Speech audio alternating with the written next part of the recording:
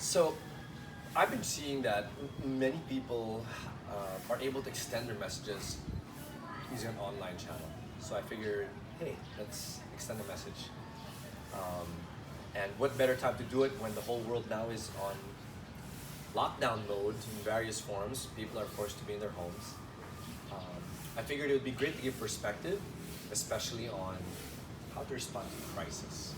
And for this first attempt of mine, I have with me someone who's been through quite a bit of crisis in her life, and she's been able to process it very well. I like to think subjectively and objectively.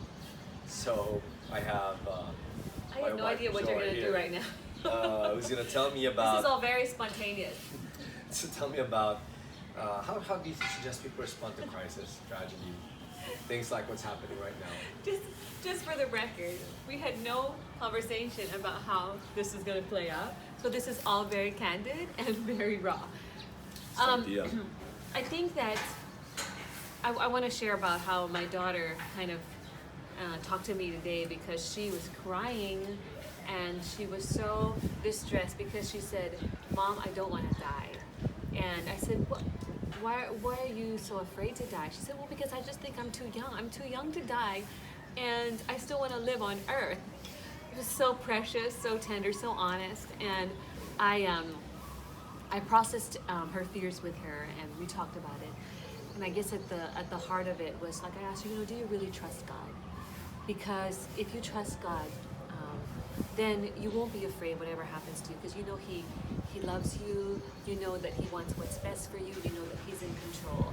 And I think for anybody who's dealing with fear, and during the times when I really struggled with fear over what happened to me with my major surgery, or even over what happened to me when I was a victim of rape, I think it always boils down to that question, do I really trust that God is in control? Do I really trust that He wants what's best for me? Do I really still trust that He is good and He is loving? And there have been many times when I've had to answer that question, and I can't answer that for my children. I can't answer that for my daughter. I just asked her to think about it, and I helped her process it, and she said she felt much better after. But I think it's going to be a process with our children as they deal with all the crisis that is happening around them, as they look at the world and how it seems like there's so many reasons to be afraid, not just for ourselves but for others. And so we have to tell them, and that's what I wanted to share with you guys also, is that I think it all boils down to that. Do we really believe that God has a plan? And it wasn't until I came to that point in my own life, that point of surrender, where I really seriously just even knelt before my bed and I said, God, I surrender. Whatever you want to do with my life, whatever you have in store, I'm going to trust you. And I'm going to believe that it's going to be for my good. It wasn't until I had that peace. And I think peace will not come if we're always trying to control our surroundings. And right now, obviously, at this point, all of us are feeling that everything is out of control. And so I think you wanted to share about how we can have peace, because if we were going to will peace on our own, like, okay, I'm going to choose to be peaceful, I'm going to choose to, be calm, that's not the way to do it. But the Bible gives us the answer. Yes, and as I look for that verse in the Bible, one of the things I really appreciated about this idea of peace is you also want to look to what you can control. Things that are beyond your control, you can't really stress out about because you can't control it. So for example, my son right now is actually doing this video for us. I can't control everything, and so he's controlling this gimbal, and he's enjoying it. John 16:33 tells us a wonderful thing. It says this. Jesus says, "These things I've spoken to you so that in me you may have peace. In the world you have tribulation or challenges or trials." Mm-hmm. But he says, "Take courage, I have overcome the world." So if we want to have peace, there really is no other way apart from saying, okay, Jesus, you're my peace. So the question we want to ask ourselves is, do you have Jesus in your life? Have you accepted Him as your Lord and Savior? Because if you haven't, then you cannot receive what He is giving, this idea of peace, despite all the stuff happening around us. So yeah, that's the first thing that Joy is kind of alluding to, this idea of how do you respond. This is the way, is to look to the person who can give you peace. And really is no way to experience peace apart from Jesus. The other thing I wanted to ask, which is why I love having Joy here, is tell me about the choice. A lot of people can get carried away about the feelings, become a right? talk show. What? No, the feelings, right? The feelings of like, I'm a victim. This is very difficult for me to deal with whatever crisis or tragedy that might be. For example, for me, as this whole extended community quarantine Yes. happened, I lost so many different projects. I lost a lot of money. consultancy job, which is a good amount of money that I was hoping and banking on. And I was scratching my head and I said, okay, I have to regroup. And I'm sure many people are thinking the same thing. There are many people who are literally, because even of the forced staying at home, will not be able to get their pay. I can just imagine what you are going through or what people are going through in terms of how do I deal with this?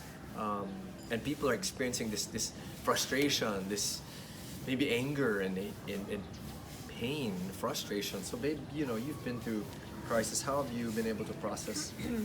I think first, I never presume that my crisis is so major that, I'm so amazing that I went through this, because I think there's so many people going through more difficult things. Like I just think about all the people who, like what you said, are losing income and they need income on a daily basis because they need to survive. And by God's grace, we don't have to deal with that. But that's not to say that we're not going through something difficult as well. But I think what Edric's saying basically is, we all have a choice how we're going to respond, and that's within our control, because we can't always control the circumstances around us, right? But we can choose to either become a better person or a bitter person. And I've been thinking about this crisis that is now confronting the entire world.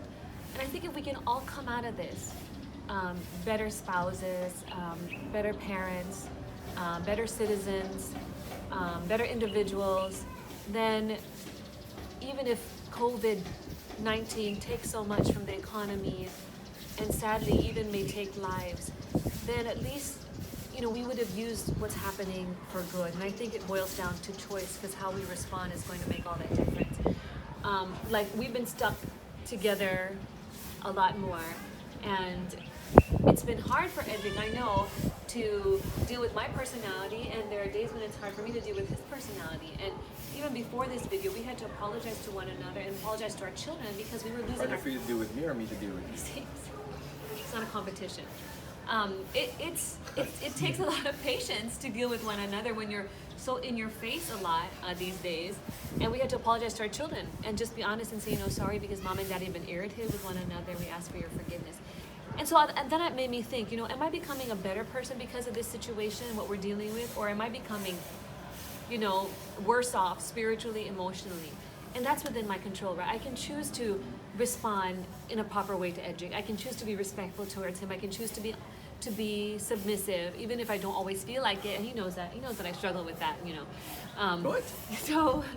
So what Edric is I think the question was, how did you deal with it? And I think it just boils down to the choice. You choose to do the right thing, even if you don't always feel like it, because it's what pleases God. It's what's going to be better for you in the long run, what's going to be healthier for your marriage, for yourself, for your family, even for the community.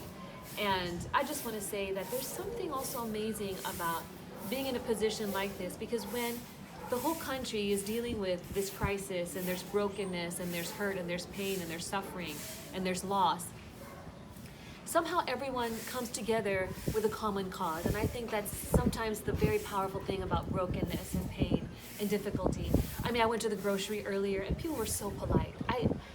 You would think that because people are needing food and needing, household items and basic needs, that they would be maybe pushing their way, trying to cut each other in line. But people, I felt, were extraordinarily nice.